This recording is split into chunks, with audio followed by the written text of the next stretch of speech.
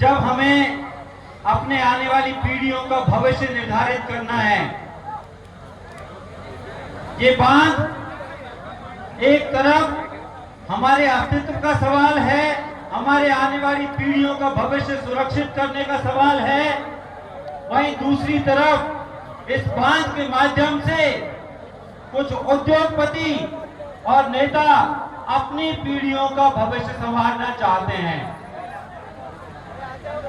ये हमारी पीढ़ियों का भविष्य उजाड़ कर अपनी पीढ़ियों का भविष्य बनाना चाहते हैं।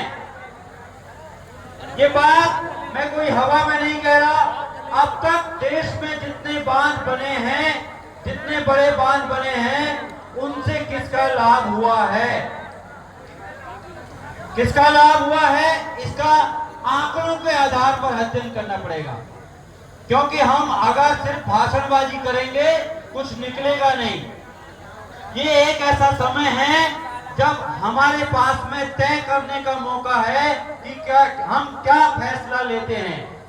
जब इसके बारे में फैसला हो जाएगा तो हमारे पास ये कहने का अवसर नहीं होगा हमको तो पता नहीं था, हमने तो कभी आंदोलन में हिस्सा नहीं लिया, और हमारा भविष्य उजड़ चुका होगा। हर बात का दस्तावेजीकरण हो रहा है, हर बात रिकॉर्ड की जा रही है। तो हमको तय करना है कि इस परियोजना के बारे में और इस आंदोलन के बारे में हम क्या दर्ज कराना चाहते हैं, ये हमारे हाथ में है। हमको तय करना है कि इस आंदोलन को किस रूप में याद किया जाए। क्या हम अपने आने वाली पीढ़ियों का भविष्य बचा पाएंगे? और चूंकि हमारे इलाके में इस तरह का ये पहला बड़ा आंदोलन है, तो हमको देश भर के आंदोलनों से सीखने की आवश्यकता है। ये मीटिंग, ये महापंचायत इस दिशा में एक बहुत महत्वपूर्ण कदम है। और आपने इतनी बड़ी महापंचायत आयोजित की और इसमें विचार विमर्श के लिए लोगों को बुलाया, इस सब के लिए सबसे पहले आप धन्यवाद के पात्र हैं। आप आंकड़ों के आधार पर बात करें तो देश में आजादी से लेकर अब तक भी जितने बड़े बांध बने हैं उसके अनुभव क्या कहते हैं, ये हमको देखना पड़ेगा। इसको देखने का जरिया है एनएसएसओ का डाटा। भारत सरकार ऐसे डाटा प्रकाशित करती है। एनएसएसओ नाम की एक संस्था है, उसके आंकड़े कहते हैं कि जितने भी बड़े बांध बनते हैं उन बड़े बांधों में आधे से ज्यादा लोगों को पुनर्वास नहीं हो पाता।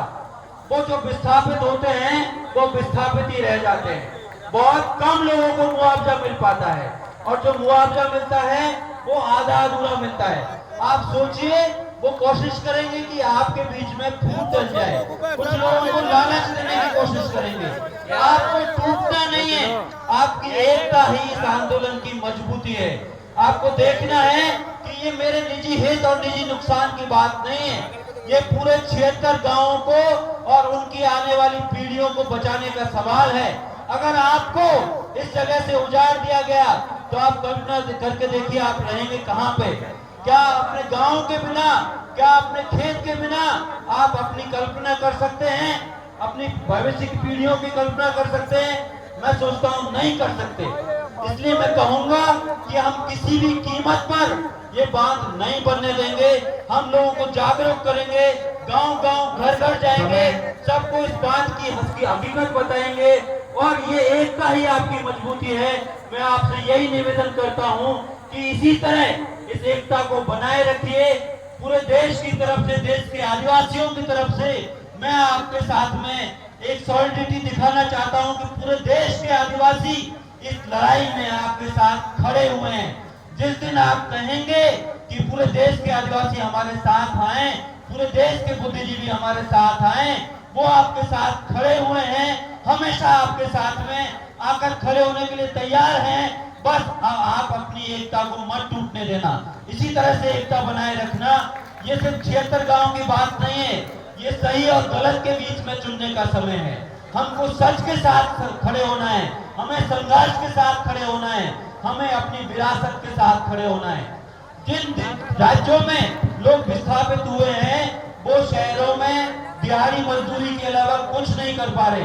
उनको वादा किया अच्छी सड़कें बनेंगी, अच्छे स्कूल बनेंगे, अस्पताल बनेंगे, कॉलेज बनेंगे, कुछ नहीं बना। उन सड़कों पर सिर्फ उद्योगपतियों के ट्रक चलते हैं, पूरा झारखंड बर्बाद हो गया। हमारे यहाँ तो पहले इतनी बड़ी परियोजना है। उन सारी परियोजनाओं से, उन सारे आंदोलनों से हमको सीखने की जरूरत है। इसमें सबको साथ खड़े होने की जरूरत है। और ये बहुत अच्छा किया आपने कि राजनीति से इसको दूर रखा है, क्योंकि कुछ लोग इस आंदोलन में अवसर तलाशेंगे, अपने भविष्य की राजनीति तलाशेंगे। ऐसे लोगों को आपने दूर रखा है, बहुत अच्छा किया है। ये जनता का आंदोलन है और जब तक जनता का आंदोलन रहेगा, मैं दावे के साथ कह सकता हूं कि आप सब लोग सफल होंगे।